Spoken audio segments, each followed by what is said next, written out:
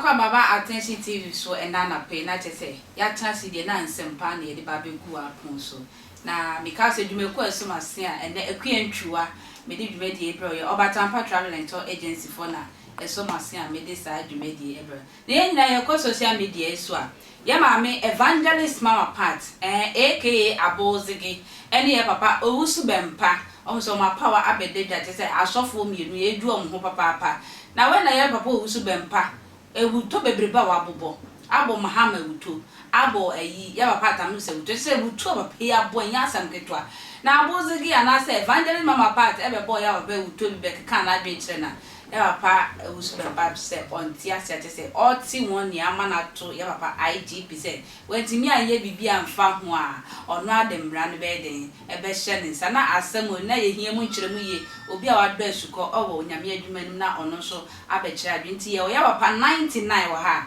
je say ye ni memba bedi nkomo papa ohima akwaba mejo so ohima ba papa akwaba papa aya owura ha se na ha twa se gira asem go sere bi edidi akire bi sa ya dom papa enyakopo adom ya da se wo ba ya na why have you me ba no show you pa o hwe mi ye unu aba ma se ngosra na edidi ma ya nhwe bi nkwankwa na boma no normal papa you go straight to the na say ye ko social media so ya papa Owusu Bempah ne ye ma me evangelist papa part na say ntokwa bi abesi omuntem a ya papa Owusu Bempah abe de ensem bi abetu dwa say ya papa IGP a ye bibia amfa ye ma me Agradaa ho kra ono adembra no ebe hye nsa as why ye difu e so eden na wo kan e che ma me di kan chia na asante hini ya na me chia the retired COP Kofi Boachi na me chia adofo a omso omuhwe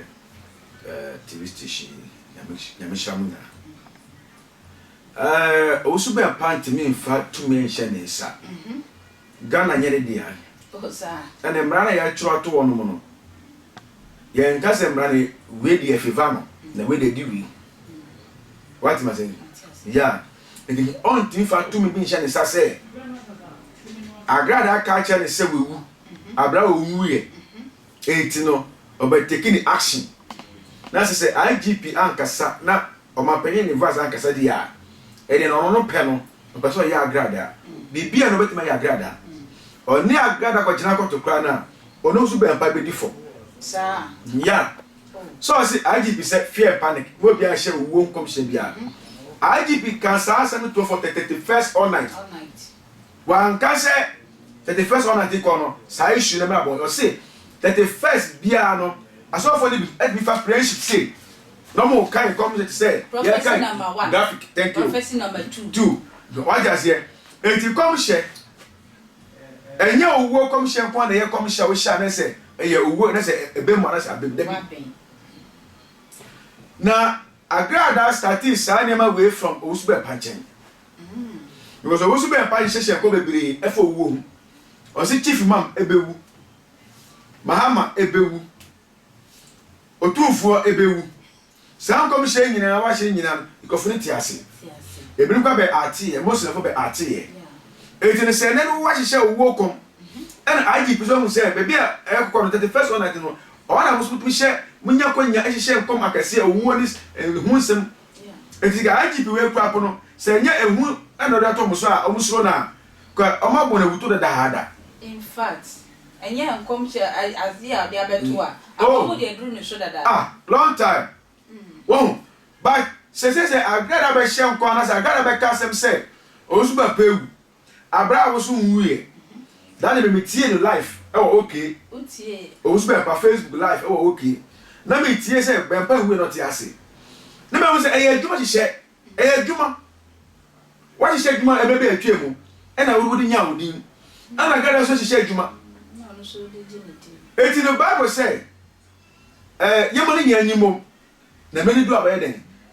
go be ni den efimu wa da se eti no adwuma ono Bempah no ahihye bebe atwemu na nezo eti no na obisu di bi ginu eti no ontimi ni Agradaa ko Jacob say Agradaa wa hye wa kasa to say mi abra mi wu ye eti no o court mo kan say damage debi enye yi o da Agradaa ko jina ho a Agradaa lawyers ebe refer no Bempah no o court wo Wow. Say nipa say one of this side in the bag Ghana has some ye can nipa or show who come share pie Owusu Bempah number 1. Sir, your papa say ye can't obi a or share nkoma and never be when never were a Papa Bempah. Papa, we sure. No Ghana want you. Bempah.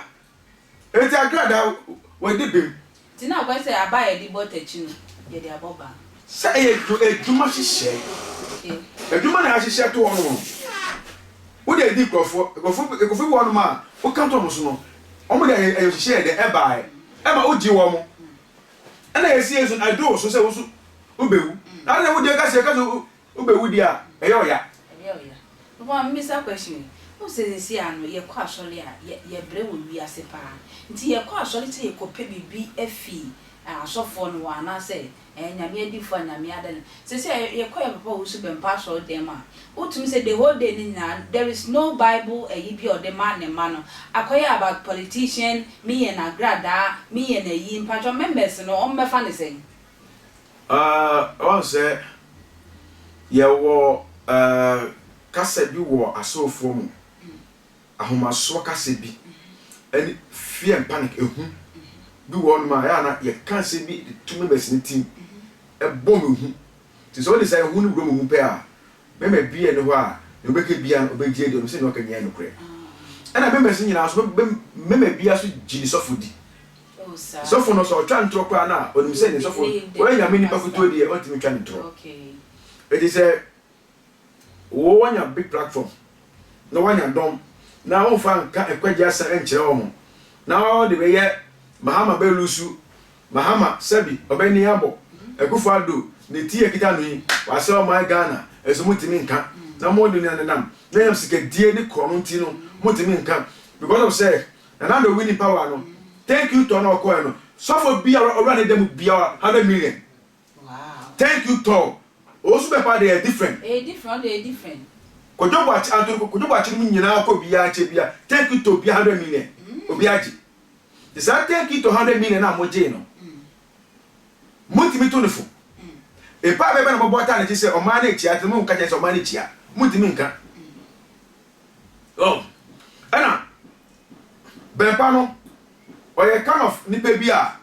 eya na de bia no o pese o create ade bi no for obi ebe wurem te say oni Agradaa sense me no da odi IGP abe frofro ase no mo abra IGP enu a eye ni interview bi eye bi sa no wo committee nanim say yes o chichichi politicians pa about traffic light ase o see my lord enye me na mechi ho mo emra na eda ho emra na eda ho no mo no echi timefo sa na echi obia it is a brother that ha no so no politician or cause red traffic light na say police ni china enyo no IGP e na wa chi no e ye brother that ho ni nkwala e na achi no se se ni kwala ni china e be na case go enye be du ni nchen asa na case ni ba be du ni nchen no e be that na o ma wesi wu ta ma wie it is a chi obia na enyo mi IGP e na ma chi no Bempah ni Agradaa nya issue I chi Bempah o de subo no bo IGP say IGP na chi no ba me so jam no say IGP na chi o yes say unu kwala mo ni to be go Facebook mo kita ntuo pexi etuo na kita mo no mo register ya na fine so what register kwa na Ghana culture na ye mra kire say obekita tu e wa monten eti police for be fan kwala ekoe abra wo ya sorry o mo ni respect mo o ma wo nchen ye be chi nkwala na mo kita tu no e na wutu ka de o ma chi koe we go do o we na see the first wa ba dia wa ka so wa ba dia na transit because of say saka wo antu na anko Agradaa fi aka nkwala no mo di wa chi nko na we dey go fra IGP say IGP e na nim hu bi na dampale papore ni dampale wa ye mo den Papa nti pese bi sa say ya po Owusu Bempah sa we nya post kakra nkom sure share say ya papa president ba be di enya kom she enya politics no ye e we nya kom she nkom share o ye politics tie ye wo kom she ye wo nyame pound to ma kire wa kan no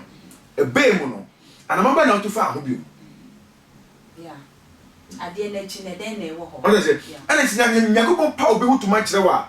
say ye ne patri ye wa ha me boa thank you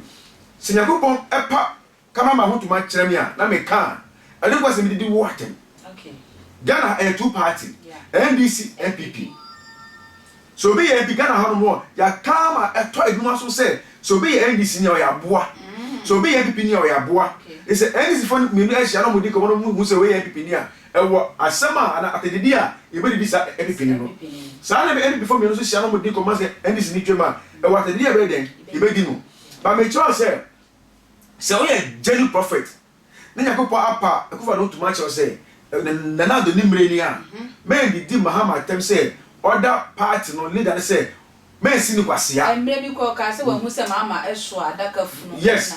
enti men si ni kwasia men ka che Mahama say nyame apono men ka che Mahama say nyame afi na chi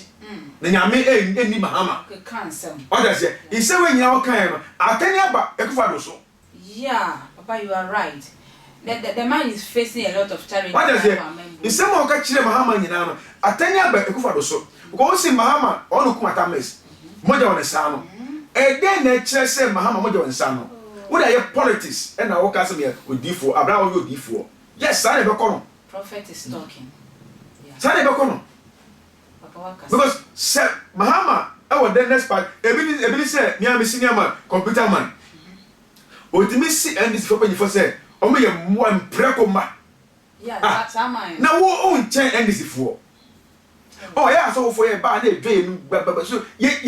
nyo bia so ye nyo bia Bible say e many do a me nim sofo so me na me ye prophet 99 me de na say alewe me Nyankopon se me nim papa nti se sia na kwesa sofo ni nyina de omhu awura politician papa mbajo sika na omo pedi ana say ngosra ana say adwuma na nyame se mo fa nwura amem e bi ni mo do mo ko rap politics no okay ba ka ni pepe mo a ka Nyankopon pa odifo opa odifo a na adwumu do a oda oman no a de bi obon pa ye mo oman no Nyankopon yi ni hita se o ka I think o ko desho me fi Bible say Nyankopon be yas Nyankopon yi ni hita se no o yi te ni difo yeah what does it Nyankopon yo bia no ka ni hita sa na se ni timo ponsem enche obia wo o ka che ni difo no so abeka what you must say it is a see no se Nyankopon epo bi so difo a opa odifo ye genuine odifo a onko gina one party achi o gina efinfin okay de obehu fa ho no aka kire de obehu fa ho no aka kire mu se na be ya timefo na se o man no behu ba bia se mo de pipe boy de efa se unless you December 7 election do and die yeah moja be gufom wow December 7 election moja be gufom papa denti musi moja e be gufom papa denti che se Ghana so fo na di fo papa na Christopher ya any Muslim fo ya fa ya na gufom am mompaye an taw manachi ya moja be gufom hey because so onabo kan Japan unity a e simple se Japan unity a simple before the fact by market Japan e simple but all of can Japan na ba omi aba moja be gufom because any friend chima say ba omi on deserve you see the time okay the time twem ka time se ka ba omi atimi unity no time se ka enu ka se ka omgo tu sa abawe second Nando resign 6 months or a year no for ba be show say na atamet fiam mama be share horo no can you say a break break 8 no has down to break the 8 but they say na mo yan mo ko to aba open no they say open am go to nyina no mo di waste miss bi and di ba o me by force and I say waste miss na e ba no so mo di asoja for be hura politicians NDC for omo puli agent for and I say crowd no e tie be ma NDC for so no omo zogo boys omo robots for no so omo so mo twen emma election bi and they all die be die papa o final word ne kasa che papa Owusu Bempah Owusu Bempah ya meti na ka kire Owusu Bempah ne se wenyi e onya madwuma mu enye yan kwa ne ya fe na Owusu Bempah onya madwuma mu because you be buy kwa yes ye penese be nyama dwuma na Owusu Bempah din wo system no da so we sofo yeah eti no ba bia we do nya fa so do ba be frofro nkwala na se omo peki omo ba foforo because ukita we are mature and wa boy dwuma na che o more experience eti nya fa so na bia social media then be tima ya mo sika obenya wanye sika nyina ewie eti ma wadwe nyina ko asam ka no ho kwanya asam Bible da no ma wadwe ko ho. That's my point. Adwene ko ho sa adwene ko ho a obo se members be so da bi your mind and am so na ma panyi bai na kire na egu kwan mu no oba so mo kra ne baje na obeba wa sole na wa ntime preachi an kire no wa ntime kan kwaje ho asem e ma nyame nkokon antima an fa so en ka hinta se bi an to na kuma so e me kon no na asem an kire no no fi wa so dem no ko fi ya na ne kra na me a aso no ko no sen politics preaching ko a akọ sen in fact the last time it was na so dem won na be kire ni obedi ade nyako pa fantu mi nhyam sa no o ye politics nyame hira mo nyame ka mo ho nyako pa bi ko mo nya papa fanti defo na tena de me de sara be bia we so fo na be kan maka ni ya na bo wachi because ababo na ye bo no ye free Owusu Bempah no ma se ayeso ye ba no se ya ma ye ni anya din a Bempah no ne squad be tima system no mko na se nyame sum no na yakola se no but yes ye ma ye nkola se nsa odifo na tena manyi suhu na efe nyame hira me menya azan djuma ma mo ya azan no wo ho me menya azan djuma 0249 05 0278 0249 05 0270 frame me ya kan asem kire me wo abuche dia for picture bra 99 nyame o frame no obema o hita sara be gumi se na maka kire wo fu ma me ya ba dwuma de banya na maka kire me wo ro me hu nyina me ni pin wo me hu nyame na ya me pin a hye me fin nyame hira mo bye Flody for 99 na oni ni ndinko ya pa gba mi asa wa tiro so odi for semisro ade na emfata ai obeya ma moja kura gu se na ya papa align enwu se onu nti moja hwie gu beba nti wakopa ni baby atras din no pa gba mi we de mesrew sika wu obi dada wu obi mesrew pa baby tina na nea ade edie se no mesrew o mehye ona asomdwe embra Ghana na me ka so ba tampa travel and tour agency for na so ya say ya this side medi ebro na me ya admada san de be se share me black